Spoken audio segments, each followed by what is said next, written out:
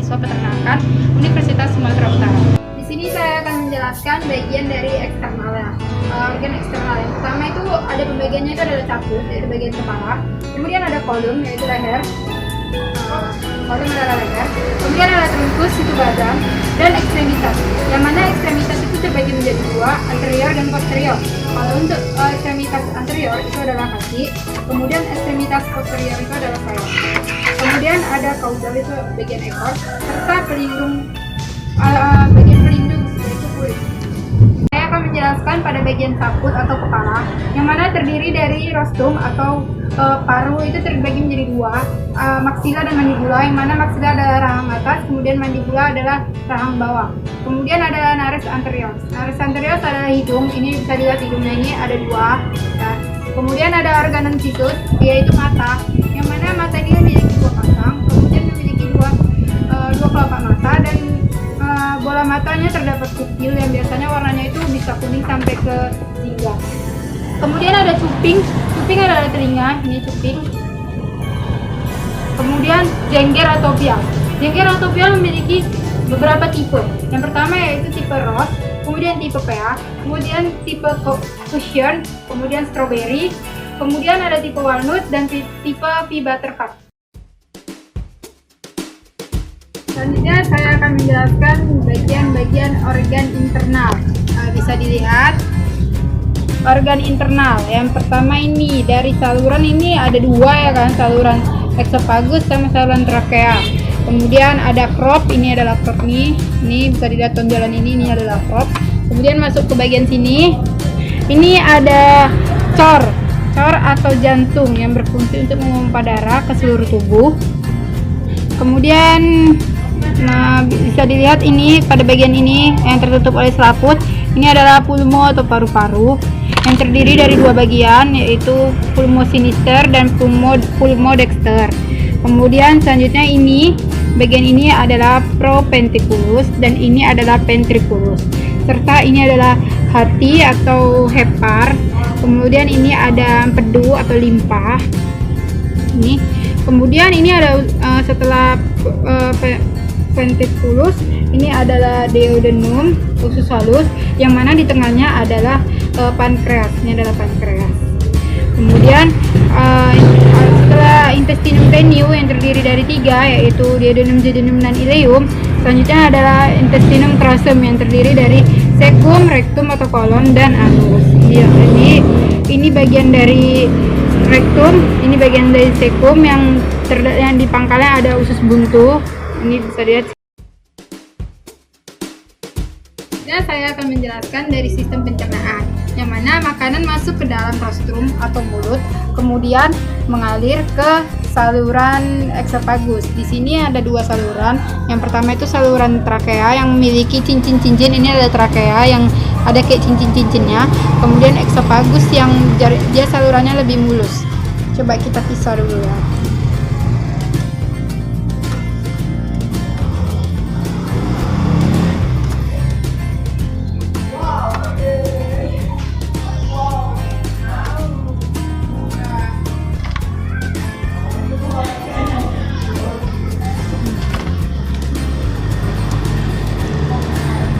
Ini adalah saluran dari esophagus.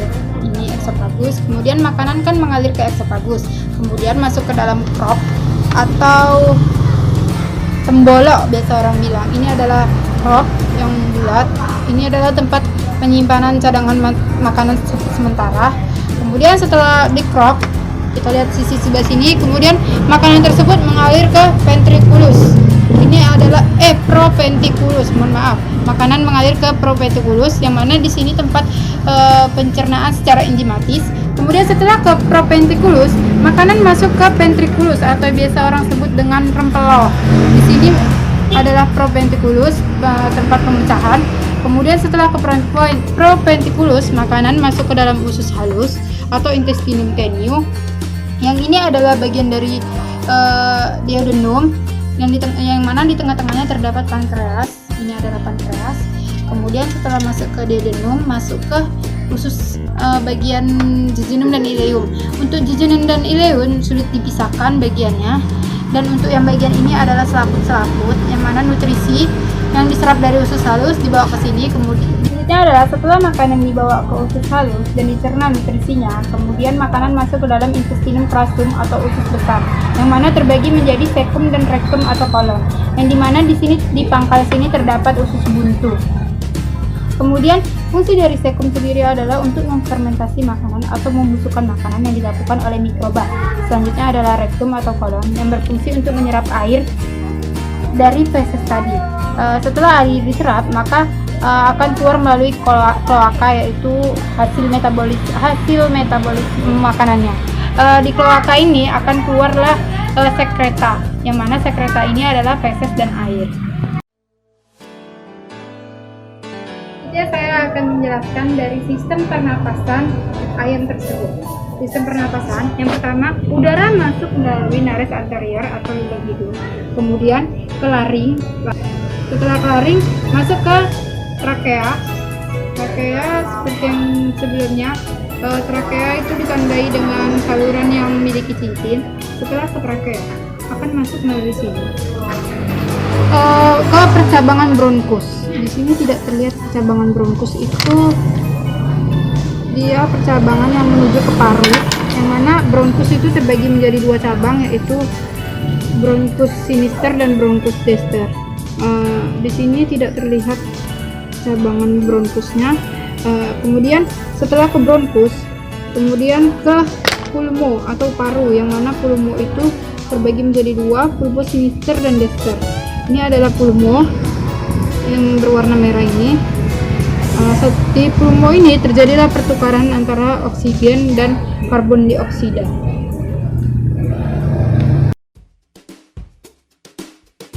Saya akan menjelaskan mengenai sistem reproduksi. Nah, memisahkan ayam jantan atau betina, kita bisa melihat pada bagian kloakanya. Jika kita raba, jika dia bulat, maka itu adalah ayam betina, dan jika lonjong maka ayam jantan. Nah, untuk sistem reproduksi ayam betina, dia itu ada dua, ada ovarium dan oviduk, yang mana ovarium berfungsi untuk menghasilkan sel telur, dan oviduk itu memiliki infundibulum, magnum, isthmus, glandula, dan kemudian menuju ke kloaka. Kalau untuk reproduksi jantan, dia itu ada dua struktus. Yang pertama struktus urinaria, yang kedua struktus genitalia. Struktus urinaria ada tiga, yaitu terbagi menjadi tiga, ada ren, ureter, dan kloaka. Sedangkan kalau untuk struktus genitalia, dia ada testis, vas deferens, dan kloaka. Untuk pembentukan telur, kerabang telur itu terjadi di uterus. Saya akan menjelaskan sistem ekskresi. Sistem ekskresi di sini ada tiga. Yang pertama ada ginjal. Ginjal itu letaknya di bawah paru-paru atau pulmo. Nah, kemudian ada paru-paru sendiri. Paru-paru terdiri jadi dua, paru-paru sinister dan paru-paru dexter. Ketiga adalah kulit atau atau dengan nama lain adalah ren.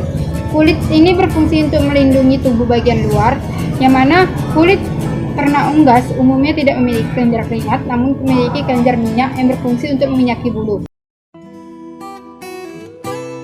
Selanjutnya saya akan menjelaskan bagian-bagian dari bulu, yang mana bulu terbagi menjadi tiga, ada plume, plumulae, dan filoplume. Di sini saya memiliki bulu jenis plume. Bulu ini biasa terdapat pada sayap bagian belakang. Bulu plume ini terbagi menjadi beberapa bagian. Yang pertama adalah kuil. Kuil adalah tangkai bulu. Ini bagian dari kuil. Kemudian adalah racis. Racis adalah tulang dari tengah bulu ini. Ini adalah racis, tulang tengah ini. Kemudian ada pane. Pane adalah bulu-bulu yang ada di sisi kanan dan sisi kiri. Kemudian lumulae. Lumulae itu biasa terdapat pada ternak yang masih muda dan sedang mengeram. Jadi untuk ternak ini tidak terdapat lumulae. Selanjutnya adalah filoplume. Filoplume dia kurang lebih seperti ini, namun filoplume memiliki tangkai yang lebih panjang lagi. Filoplume itu tangkai yang panjang, kemudian bulunya itu terdapat pada bagian ujungnya.